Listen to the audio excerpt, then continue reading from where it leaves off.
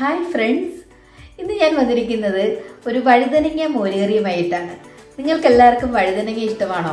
അപ്പം ഇങ്ങനെ ഒരു വഴുതനങ്ങ മോരുകറി ഉണ്ടാക്കുന്നത് തേങ്ങ വേണ്ട, എളുപ്പത്തിൽ ഉണ്ടാക്കാൻ പറ്റിയ ഒരു ഐറ്റമാണ്. അപ്പം നമുക്ക് ഉണ്ടാക്കിയാലോ?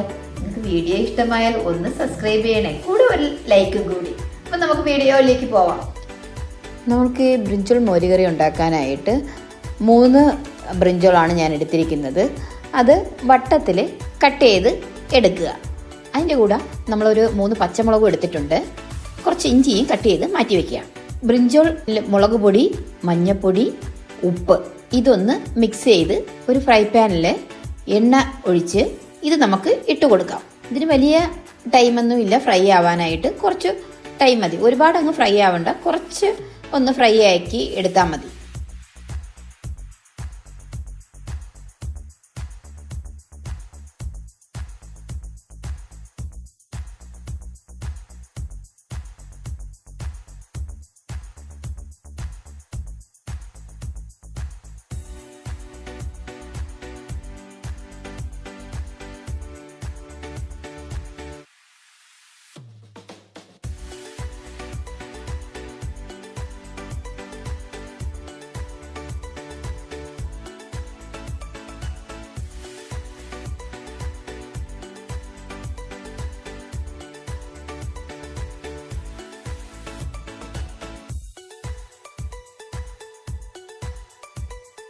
അപ്പോൾ അത് ഫ്രൈ ആയിട്ടുണ്ട്.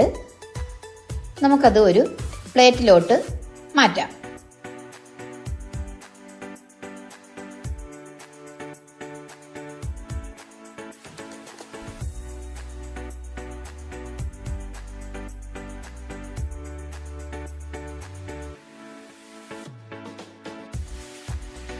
ഇനി നമുക്ക് മോരുകറി ഉണ്ടാക്കാനായിട്ട് ഞാനിവിടെ ഒരു മൺകലമാണ് എടുത്തിരിക്കുന്നത്. അത് ഏത് പാത്രം വേണമെങ്കിലും നമുക്ക് യൂസ് ചെയ്യാം. ആ പാത്രം ചൂടാകുമ്പോൾ കുറച്ച് എണ്ണ ഒഴിച്ച് കൊടുക്കാം. അതിലോട്ട് കടുക് കുറച്ചിട്ട് കൊടുക്കാം. കടുക് ഒന്ന് പൊട്ടി വരുമ്പോൾ കുറച്ച് വറ്റൽമുളക്, 2-3 വറ്റൽമുളക്, കുറച്ച് ഉലുവ, ഇതൊന്ന് ഫ്രൈ ആവണം. ആ ഉലുവയൊക്കെ ഒന്ന് മൂത്ത് വരണം. നല്ലൊരു മണം മോരുകറിക്ക് ഉണ്ടാകും ഉലുവയൊക്കെ ചേർക്കുമ്പോഴത്തേക്ക്. അതൊന്ന് ഇളക്കി കൊടുക്കുക. മൺചട്ടിയാണ്, ചെറിയ തീയിലിടണം. കുറച്ച് ചെറിയ ഉള്ളിയും കൂടി ഇട്ട് കൊടുക്കാം. ചെറിയ ഉള്ളിയൊക്കെ ചേർക്കുമ്പോഴത്തേക്കാണ് അതിൻ്റെ ഒരു സ്വാദ്. കുറച്ച് ഇഞ്ചി നീളത്തിന് കട്ട് ചെയ്ത് ഇതിട്ട് കൊടുക്കാം. ഇതൊന്ന് വഴറ്റിയെടുക്കാം. കട്ട് ചെയ്ത് വെച്ച പച്ചമുളകും കൂടി ഇട്ട് കൊടുക്കാം. അതൊന്ന് മിക്സ് ചെയ്തെടുക്കുക.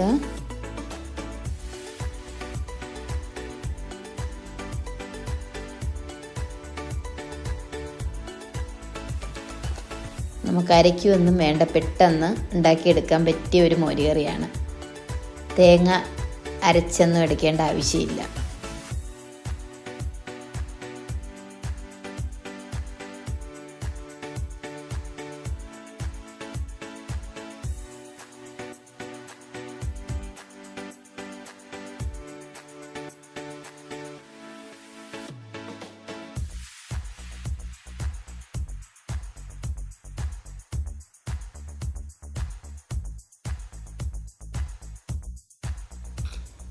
ഇതൊന്ന് ഫ്രൈ ആയി വരുമ്പോൾ 1/2 ടീസ്പൂൺ മഞ്ഞൾപ്പൊടി ഇട്ട് കൊടുക്കാം. 1/2 ടീസ്പൂൺ ജീരകപ്പൊടിയും കൂടി ഇട്ട് കൊടുക്കാം. ഇതൊന്ന് ഫ്രൈ ചെയ്തെടുക്കുക.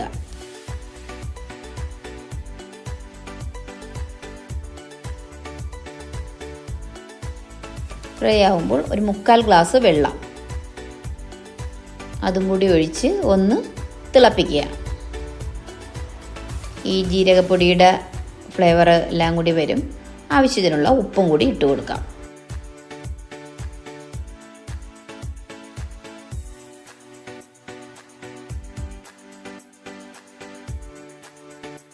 ഒരു നുള്ളു കായം നമുക്കതിൽ ചേർത്ത് കൊടുക്കാം.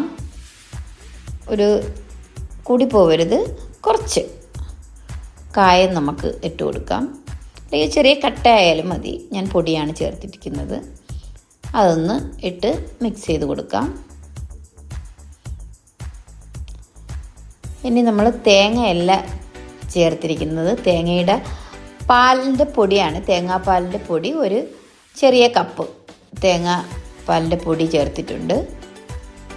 തിളച്ച വെള്ളത്തിലാവുമ്പോൾ നമുക്ക് ഇതൊന്ന് ഇട്ട് കൊടുത്തു കഴിഞ്ഞാൽ നന്നായിട്ടത് മെൽറ്റായി വരും.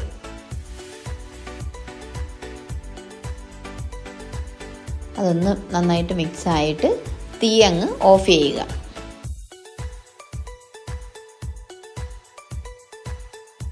ഓഫ് ചെയ്തിട്ട് തൈര് നന്നായിട്ട് മിക്സ് ചെയ്ത് വയ്ക്കുക.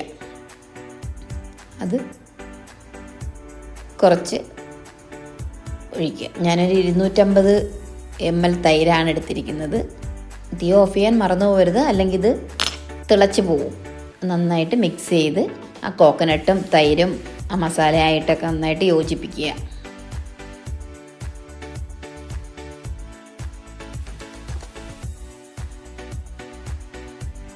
ലാസ്റ്റാണ് നമ്മൾ ഫ്രൈ ചെയ്ത് വെച്ചേക്കുന്ന ബ്രിഞ്ചോൾ ചേർക്കാനുള്ളത്. അതിനി അതിലോട്ട് ഇട്ട് കൊടുക്കാം. ഇതൊരു കറി മതി ചോറ് കഴിക്കാനായിട്ട്. നമ്മൾ ചോറ് കഴിക്കുന്നത് തന്നെ അറിയത്തില്ല. കുറച്ച് എരിവും പുളിയും ഉപ്പും എല്ലാം ഉള്ളൊരു കറിയാണ്. അതൊന്ന് പൊട്ടിപ്പോവാതെ ഒന്ന് ഇളക്കി യോജിപ്പിക്കുക. അപ്പം നമ്മുടെ ബ്രിഞ്ചൽ മോരുകറി റെഡി ആയിട്ടുണ്ട്. അപ്പം നിങ്ങളെല്ലാവരും ഇതൊന്ന് ട്രൈ ചെയ്ത് നോക്കണം.